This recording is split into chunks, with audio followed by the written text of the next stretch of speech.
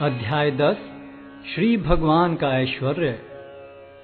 श्री भगवान ने कहा, हे महाबाहु अर्जुन, और आगे सुनो। चूंकि तुम मेरे प्रिय सखा हो, अतः मैं तुम्हारे लाभ के लिए ऐसा ज्ञान प्रदान करूंगा जो अभी तक मेरे द्वारा बताए गए ज्ञान से श्रेष्ठ होगा।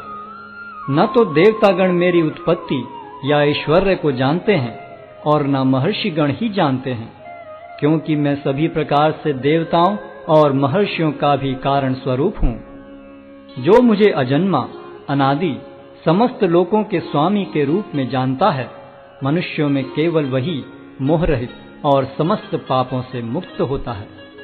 बुद्धि, ज्ञान, संशय तथा मोह से मुक्ति, क्षमाभाव, सत्यता, इंद्रिय निग्रह, मन निग्रह, सुख तथा दुख, जन्म मृत्यु, भय अभय, अहिंसा, समता, तुष्टि, तप, दान, यश तथा अपयश, जीवों के ये विविध गुण मेरे ही द्वारा उत्पन्न हैं।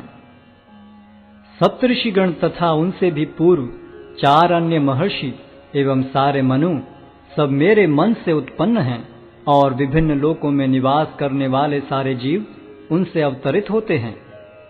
जो मेरे इस ऐश्वर्य तथा योग से पूर्णतया आश्वस्त है, वह मेरी अनन्य भक्ति में तत्पर होता है, इसमें तनिक भी संदेह नहीं है। मैं समस्त आध्यात्मिक तथा भौतिक जगतों का कारण हूँ। प्रत्येक वस्तु मुझ ही से भूत है। जो बुद्धिमान यह भली भांति जानते हैं, वे मेरी प्रेमा भक्ति में लगते हैं तथा हृदय से पूरी तरह मेरी पूजा में तत्पर होते हैं। मेरे शुद्ध भक्तों के विचार मुझ में वास करते हैं।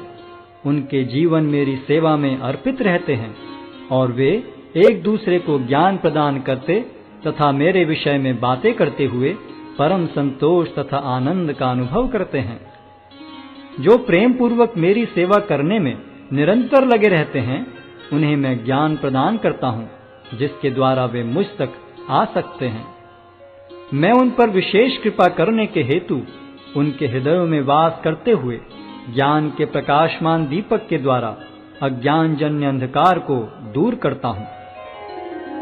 अर्जुन ने कहा, आप परम भगवान, परम धाम, परम पवित्र, परम सत्य हैं।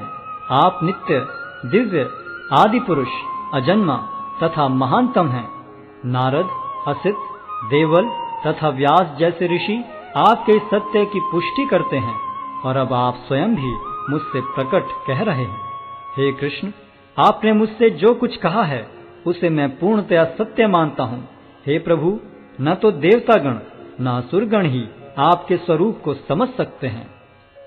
हे परम पुरुष, हे सबके उद्गम, हे समस्त प्राणियों के स्वामी, हे देवों के देव, हे ब्रह्मांड के प्रभु, निस्संदेह एकमात्र आप ही अपने को अपनी अंतरंगा शक्ति से जानने वाले हैं। कृपा करके विस्तार पूर्वक मुझे अपने उन दैवी ऐश्वर्यों को बताएं, जिनके द्वारा आप इन समस्त लोकों में व्याप्त हैं। हे कृष्ण, हे परम योगी, मैं किस तरह आपका निरंतर चिंतन करूं और आपको कैसे जानूं? हे भगवान, आपका स्मरण किन किन रूपों में किया जाए?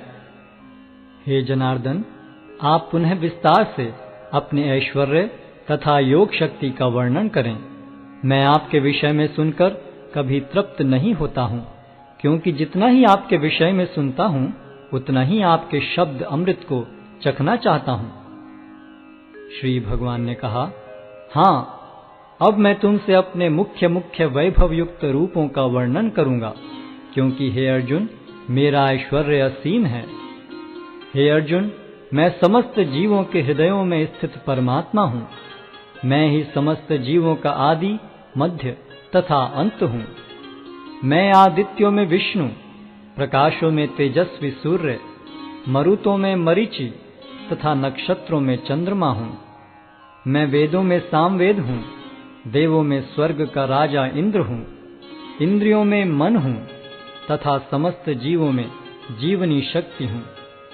मैं समस्त रुद्रों में शिव हूँ, यक्षों तथा राक्षसों में संपत्ति का देवता कुबेर हूँ, वसुओं में अग्नि हूँ और समस्त पर्वतों में मेरु हूँ।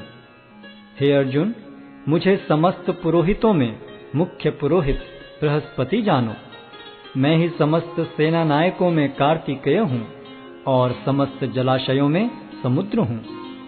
मैं महर्षियों में भृगु हूँ, वाणी में दिव्य ओंकार हूँ, समस्त यज्ञों में पवित्र नाम का कीर्तन जप तथा समस्त अचलों में हिमालय हूँ।